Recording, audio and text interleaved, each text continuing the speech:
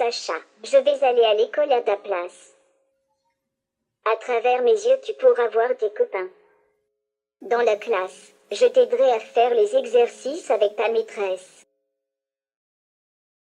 Quand j'ai effectivement reçu le mail pour me proposant le projet de robot, j'étais très enthousiaste dès le départ, parce que le problème des enfants du service, c'est essentiellement la rupture avec le milieu scolaire, la désociabilisation. Les parents ont tendance à les couver et puis surtout à éviter toutes les sorties et malheureusement l'école.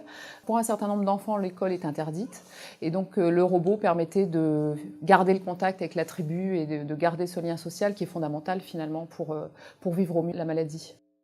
Lorsqu'on lui a présenté le robot à l'hôpital, Sacha, la première réaction c'était l'émerveillement de tout ce que le robot pouvait faire, de le voir bouger et aussi son sourire, tout simplement.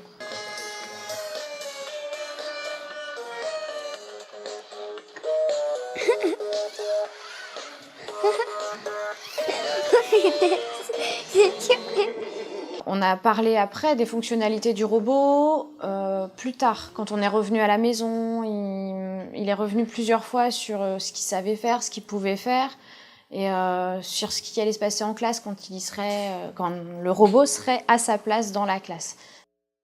Donc pour pouvoir sélectionner l'enfant qui peut participer au projet, l'idée était vraiment de prendre un enfant qui ne pouvait pas aller à l'école. Donc la majorité des enfants peuvent continuer une scolarité. On fait des projets personnalisés de scolarisation bien sûr parce qu'ils ne peuvent pas avoir une scolarité normale, mais ils peuvent quand même garder le contact. Donc l'idée c'était vraiment de proposer le robot à un enfant qui ne pouvait pas aller à l'école.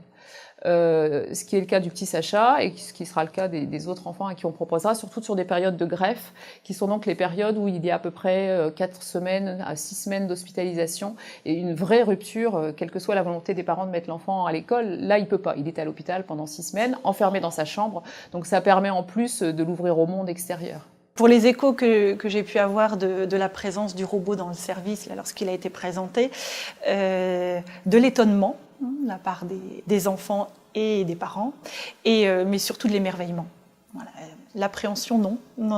De l'émerveillement et des questions qui arrivent. Voilà, alors pourquoi le robot? À quoi va-t-il servir? Est-ce qu'il va vraiment aller dans les écoles? Par rapport à la maladie dont le traitement va être assez long à mettre en place, je pense que la présence du robot va peut-être pouvoir lui apporter par moments une sorte de réconfort.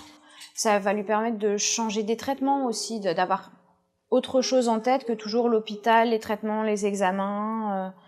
Voilà, puis je pense que vraiment important, c'est garder le lien avec ses camarades de classe, le voir évoluer aussi de cette façon-là, différemment que seulement à l'hôpital.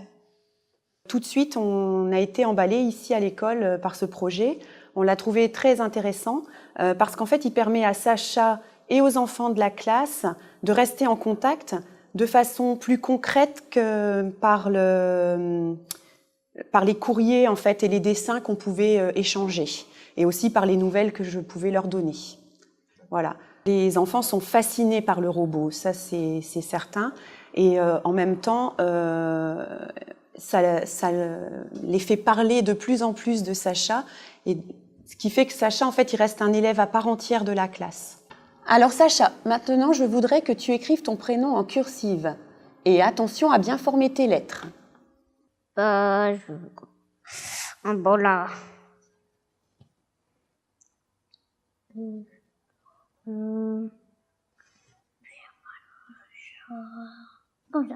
Bravo, c'était ça la réponse.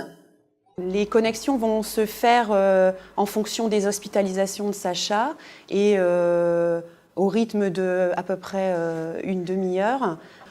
Ici, on est dans une classe de maternelle, donc le travail est plus axé sur le langage et sur effectivement la communication. Sacha, à bientôt.